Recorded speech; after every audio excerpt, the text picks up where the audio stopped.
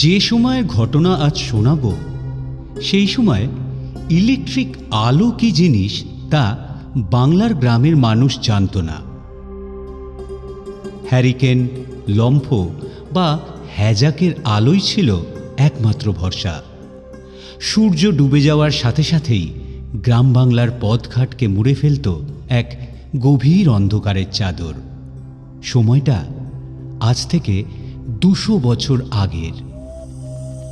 সেই সময় কোনো এক রাতে বাংলার প্রত্যন্ত গ্রামের এক স্বৈরাচারী জমিদারের বিশাল বাড়ির বাইরে খালি গায়ে সাদা খাটো ধুতি পরে, গায়ে সরিষার তেল, মাথায় মোটা সিঁদুরের টিপ আর গামছার পাগড়িতে রক্ত জবা ফুলগোছা, সাথে শক্ত লাঠি আর ধারালো খাঁড়া হাতে তাগড়ায় 10-12 জন মানুষ জ্বলন্ত মশাল নিয়ে উপস্থিত হল। বাড়ির কর্তাসহ সবাই তখন গভীর ঘুমে আচ্ছন্ন। পাহারাদার লেঠেলদের চোখও তখন তন্দ্রাচ্ছন্ন। হঠাৎ নিস্তব্ধতার বুক চিরে ভেসে এলো এক হাড় হিম করা হুঙ্কার, হারে রে রে রে রে, হারে রে রে রে রে। আর পলকের মধ্যে লাঠি হাতে মানুষগুলো সদর দরজা ভেঙে ঢুকে পড়ল বাড়ির মধ্যে। সামনে যারাই এলো তারা সবাই লাঠির ঘায়ে বা খাঁড়ার কোপে জখম হলো বা প্রাণ হারালো। শুধু ক্ষমা পেল সত্য ঘুম থেকে ওঠা মহিলা ও বাচ্চারা। কয়েক মুহূর্তের মধ্যেই খালি হয়ে গেল জমিদারের বিশাল কোষাগার। লুণ্ঠিত ধন সম্পদ নিয়ে যাওয়ার সময় দলের সর্দার নিষ্কৃতি দিল না স্বৈরাচারী জমিদারকে। সবার সামনে তার মাথা ধর থেকে আলাদা করে দিল। আর মুহূর্তের মধ্যে তারা অদৃশ্য হয়ে গেল রাতের গভীরে।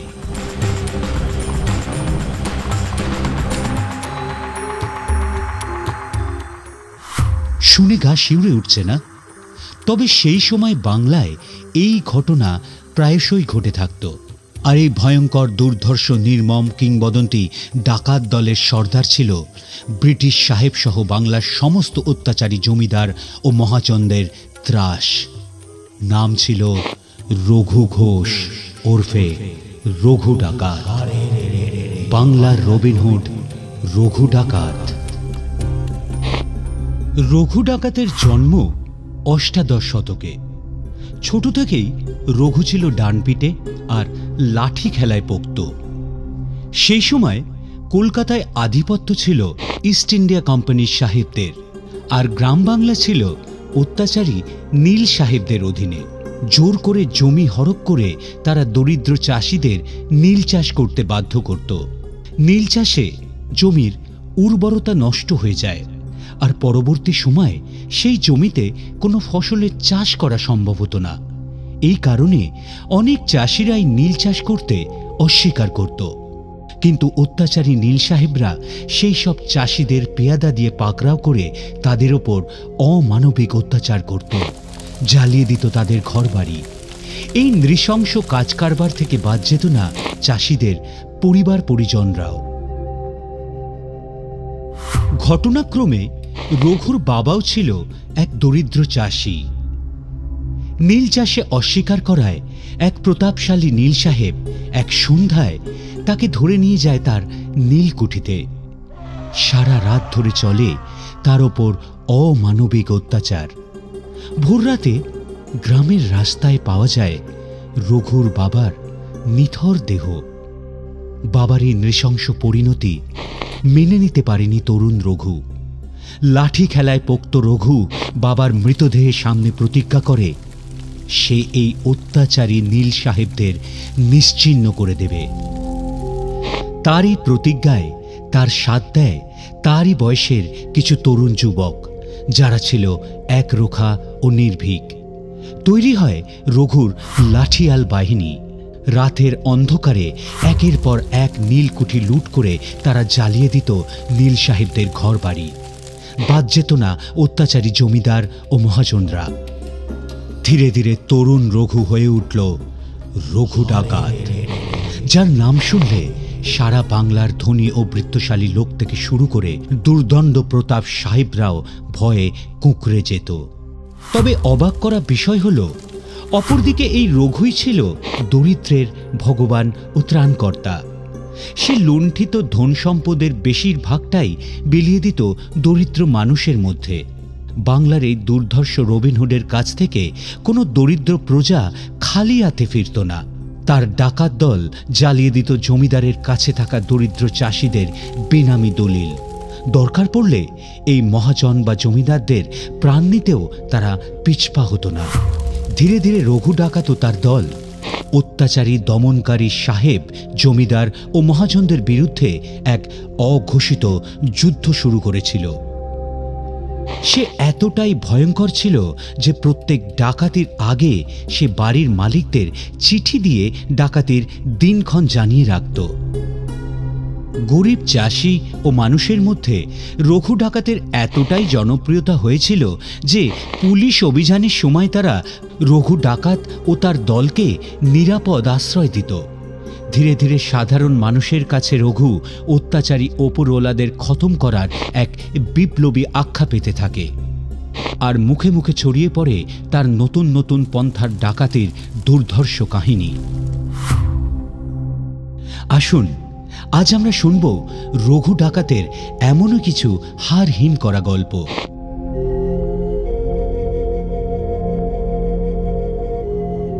মাধববাবু ও রঘু ডাকাত। অষ্টাদশ শতকে মাধববাবু নামে কলকাতায় এক ধনী ব্যবসায়ী ছিলেন। তিনি ছিলেন ব্রিটিশ সরকারের খুবই কাছের মানুষ।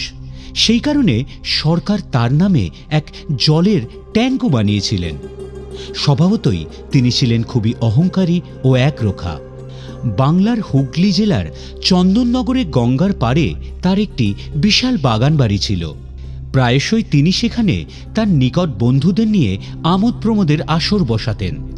এই রকমই এক আসরে তিনি তার এক বন্ধুকে কথায় কথায় বলে বসলেন, রঘু আমার বাড়িতে ঢুকতে ভয় পায়, কারণ সে জানে আমার বাড়ি কঠিন সুরক্ষা বলয় মোড়া।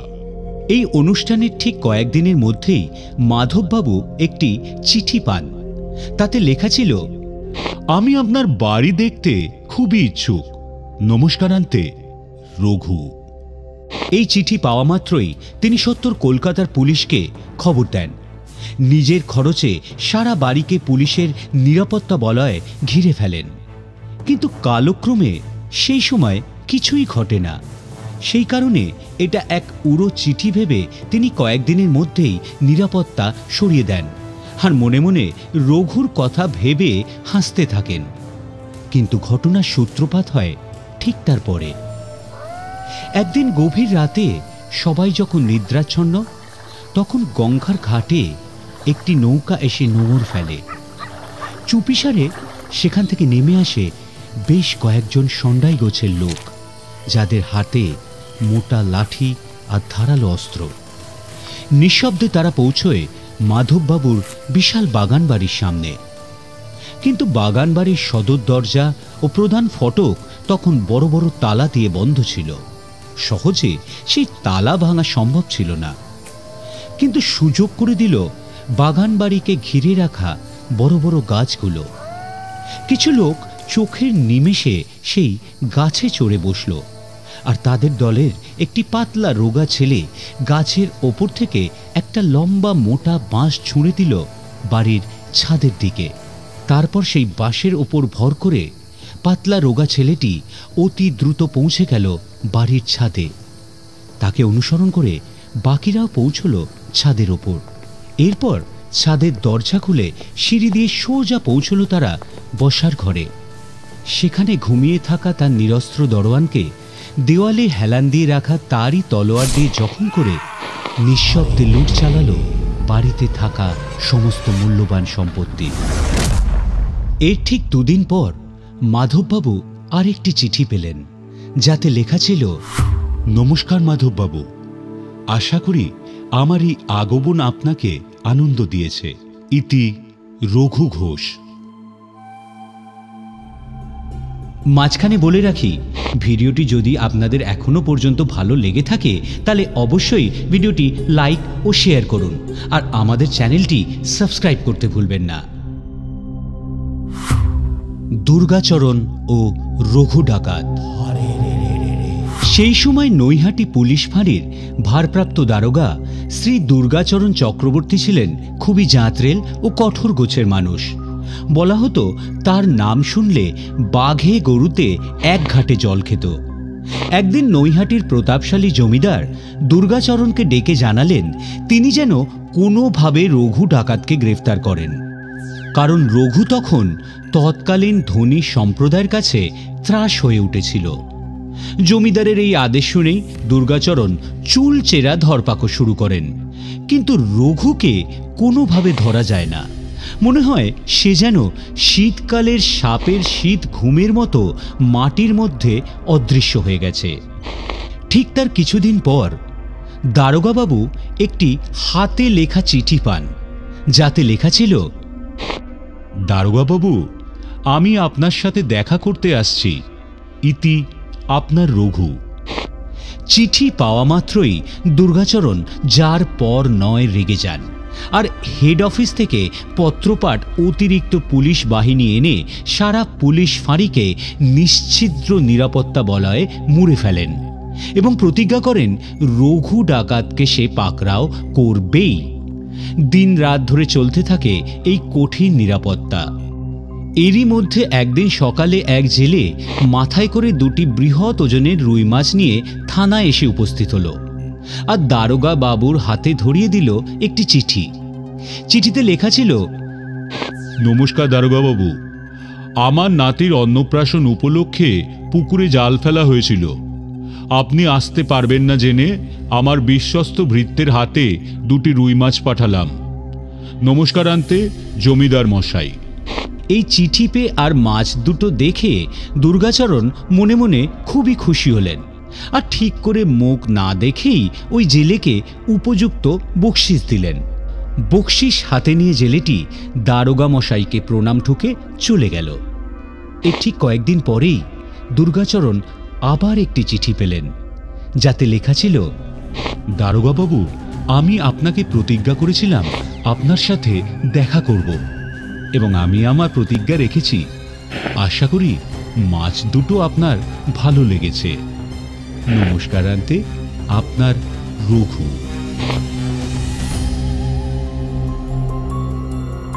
নিশিনগর গ্রাম ও রঘু ডাকাত।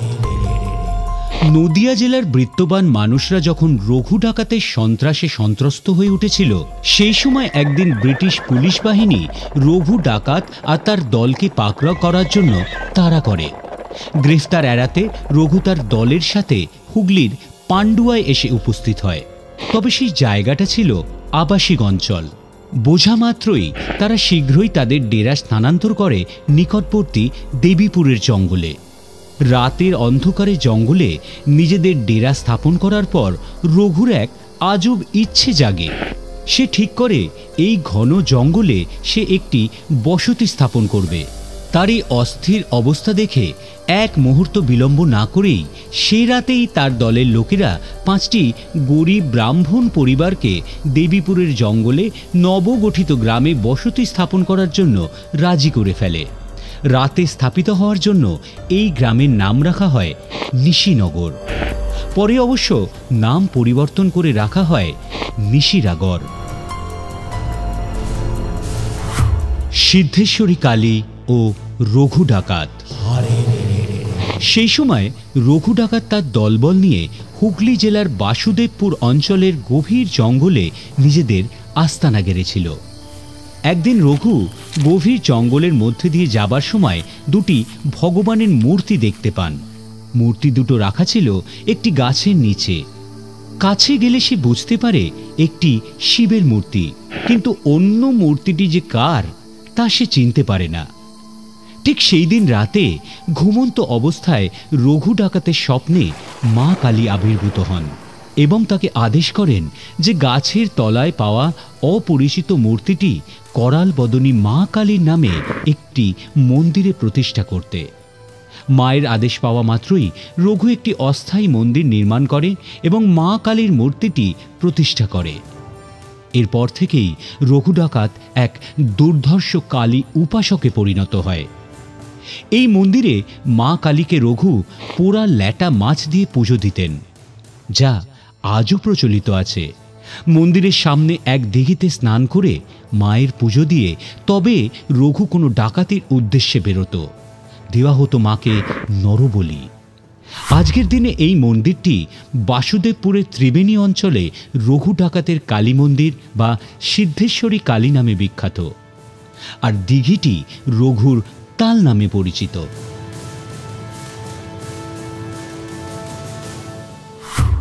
সাধক রামপ্রসাদ ও রঘু ডাকাত। বলা হয় কার্তিক মাসের অমাবস্যার রাতে রঘু ডাকাত ও তার দলবল মা কালীর সামনে নরবলি দিত। তারপর মন্দিরের পুকুরে স্নান করে ডাকাতি করতে বেরোত। কার্তিক মাসের অমাবস্যার সময় রঘু ডাকাত ও তার দলবল জঙ্গলের ভেতর দিয়ে যাওয়া আসা করা ধনী লোক দেখলে তাদের টাকা পয়সা কেড়ে নিয়ে তাদের বেঁধে নিয়ে যেত মায়ের মন্দিরে। আর অমাবস্যার রাতে ঢাক ঢোল পিটিয়ে পুরোহিত ডেকে তার নরবলি দেওয়া হতো। এই রকমই এক কার্তিক মাসের অমাবস্যা তিথিতে জঙ্গলের রাস্তা ছিল জনশূন্য। অন্যদিকে পুজোর সব আয়োজন সম্পূর্ণ। রঘু পড়ল মহাবিপাকে। কি করে মাকে নরবলি অর্পণ করা হবে? ঠিক সেই রাতেই সাধক রামপ্রসাদ ত্রিবেণীর বাসুদেবপুরের এলাকা দিয়ে যাচ্ছিলেন এক ভক্তের বাড়ির উদ্দেশ্যে। জঙ্গলের মধ্যে দিয়ে যেতে যেতে হঠাৎ তার সামনে এসে উপস্থিত হয় এক অতিকায় বৃহৎ তৈলাক্ত দেহ, মুখে কালো মোটা গোঁফ, মাথায় লাল কাপড়, কানে রক্তজবা আর হাতে ধারালো অস্ত্রধারী ডাকাত সর্দার রঘু। চিন্তিত রঘু ডাকাত সাধক রামপ্রসাদের কোনো কথা না শুনেই তাকে কাঁধে করে তুলে নিয়ে যাবার আদেশ দেন তার সঙ্গীদের। সর্দারের আদেশ মতো সাধক রামপ্রসাদকে এনে রাখা হয় গভীর জঙ্গলে এক কালী মন্দিরের সামনে। চারদিকে জ্বলছিল মশাল, আর সামনে ছিল লাল সিঁদুর আর জবার মালা দিয়ে সাজানো এক বলির হাঁড়িকাঠ। নাম না জানলেও রামপ্রসাদ বুঝতে পারেন তিনি ডাকাতের হাতে পড়েছেন।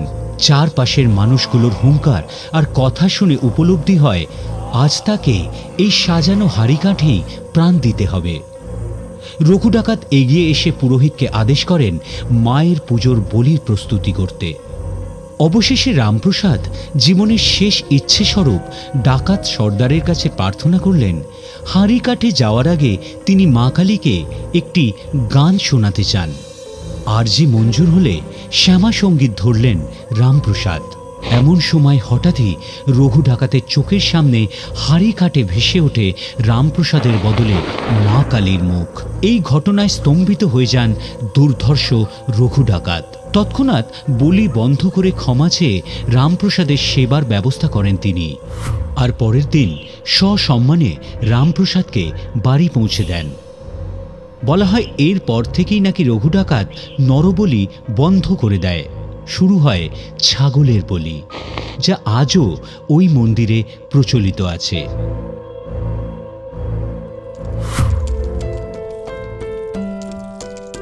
ঐতিহাসিকদের মতে রঘু ডাকাত ছিলেন কলকাতার মানুষ, কিন্তু তার কার্যকলাপ দেখা যেত প্রধানত হুগলি, হাওড়া, নদিয়া, মুর্শিদাবাদ, বর্ধমান ও 24 পরগনা অঞ্চলে।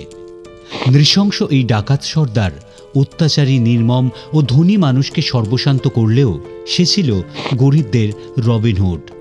কোনো গরিব মানুষের দুঃখ কষ্ট সে সহ্য করতে পারত না। সাধারণ মানুষের যে কোনো সমস্যায় সে তাদের পাশে দাঁড়াতো। এই কারণে গরিব গ্রামবাসীর কাছে সে ছিল ভগবানের সমান। তার অপর একটি গুণ ছিল রঘু ডাকাত ধনী লোকেদের হত্যা ও লুট করলেও শিশু ও মেয়েদের ওপর কোনো জোর খাটাতো না। বলা হয় রঘু ডাকাতের কথা ব্রিটিশ সরকারের ওপর মহল তথা লন্ডনে পর্যন্ত আলোচিত ছিল। সে ছিল ব্রিটিশ সরকারের ত্রাস। তাকে ধরার জন্য পুরস্কারও ঘোষণা করেছিল এই সরকার। তিনি ছিলেন ব্রিটিশ সরকারের মোস্ট ওয়ান্টেড ক্রিমিনাল। 1835 সালে এই সব ডাকাতদের ধরার জন্য তৈরি করা হয়েছিল পুলিশের এক বিশেষ বিভাগ, ঠাগ অ্যান্ড ডেকয়েটি ডিপার্টমেন্ট। কিন্তু রবিনহুডের মতোই গরিবের ভগবান ও ধনীদের ত্রাস এই রঘু ঘোষ ওরফে রঘু ডাকাত সারা জীবন পুলিশের ধরাছোঁয়ার বাইরেই নিজের কার্যকলাপ চালিয়ে গেছিল। বাংলার পুলিশ তাকে কখনো আটক করতে পারেনি। কেমন লাগলো আজকের এই দুর্ধর্ষ ডাকাতের গল্প? ডাকাত হলেও এরা ছিল গরিবের বন্ধু। সময়ের গতিতে এরা অনেক পিছিয়ে গেলেও আজকের সমাজের প্রেক্ষাপটে হয়তো এদের আবার নতুন রূপে প্রয়োজন। ডাকাত সম্পর্কে আরও রোমাঞ্চকর তথ্য জানতে দেখুন ক্যাফে হুল্লোড়ের আরও দুটি উপস্থাপনা, যার লিঙ্ক নিচে ডেসক্রিপশন এবং ওপরে আই বাটনে দেওয়া আছে। যদি আমাদের আজকের এই উপস্থাপনা আপনাদের ভালো লেগে থাকে তবে ভিডিওটি লাইক ও শেয়ার করে দিন আর সাবস্ক্রাইব করুন আমাদের চ্যানেল ক্যাফে হুল্লোড়। আজ তবে এই পর্যন্তই। ভালো থাকুন, সুস্থ থাকুন আর দেখতে থাকুন ক্যাফে হুল্লোড়।